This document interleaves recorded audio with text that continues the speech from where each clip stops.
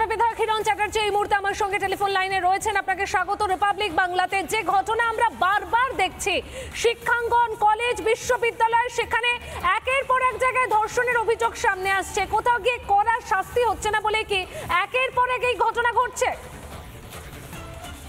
দেখুন, মমতা বন্দ্যোপাধ্যায় পরিষ্কার বার্তা দিয়ে দিয়েছেন পশ্চিমবঙ্গের মানুষের কাছে যে পশ্চিমবঙ্গের মা বোন তাদের কোনো সম্মান থাকবে না। যে যখন খুশি দর্শন করবে উনি গিয়ে হয়তো একটা টাকা দেবেন, যে 1 লাখ 2 লাখ 50,000।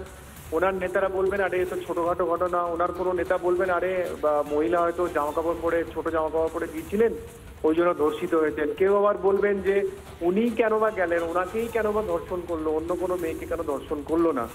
মানে ধর্ষণের যে ব্যাখ্যা আমাদের মুখ্যমন্ত্রী এবং তার নেত্রী যারা আছেন নেতৃবর্গ, তারা যেভাবে দিয়েছে, এটা তো মনে হচ্ছে পশ্চিমবঙ্গ আর ভারতবর্ষে নেই।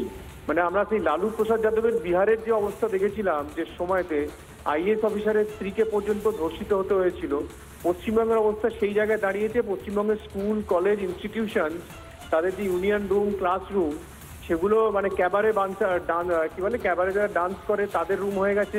কেউ সেখানে আপনার মাথায় মদের গ্লাস নিয়ে ক্যাবারে ডান্সার, বেরি ডান্সারদের সঙ্গে ডান্স করছে। কেউ ওখানে গিয়ে মাইক্রোফোন নিয়ে গান গাইছে, কেউ আবার মাথা টেপাচ্ছে, পা টেপাচ্ছে, কেউ মাসাজ করাচ্ছে। মানে পশ্চিমবঙ্গ ভারতবর্ষের পুরোপুরি বাইরে চলে গেছে। আমার মনে হয় ভারতবর্ষ মানে প্রধানমন্ত্রী এবং স্বরাষ্ট্রমন্ত্রী এই মুহূর্তে পশ্চিমবঙ্গকে রাজ্যপালের হাতে বা আমাদের কেন্দ্রের হাতে সারেন্ডার না করতে পারলে পশ্চিমবঙ্গের কোনো মা বোন রক্ষা পাবে না। পরিষ্কার করে আমি বারবার বলেছি যে পশ্চিমবঙ্গকে কেন্দ্রীয় সরকার পুরোপুরি হস্তক্ষেপ না করলে এই পশ্চিমবঙ্গ মুক্তি হবে না।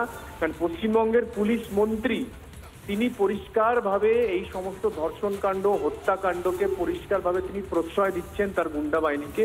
ফলে পশ্চিমবঙ্গকে বাঁচাতে গেলে কেন্দ্রকে হস্তক্ষেপ করতেই হবে, নাহলে বাংলার মা বোনরা ধর্ষিত হবেন, খুন হবেন, আর পুলিশ গিয়ে পরে একটা মিথ্যে রিপোর্ট দিয়ে দেবে এবং তার সত্য যাচাই কোনোদিনও হবে না। আমরা আজও আরজি করের বিচার পাইনি, আমরা আজ অব্দি কালিয়াগঞ্জের বিচার পাইনি, আমরা কালিয়াচকের বিচার পাইনি, আমরা সন্দেশখালীর বিচার পাইনি, আমরা মালদার বিচার পাইনি, আমরা পাকশিটের বিচার পাইনি। ধন্যবাদ আপনাকে। আমরা কথা বলছিলাম বিজেপি বিধায়ক হিরণ চ্যাটার্জির সঙ্গে।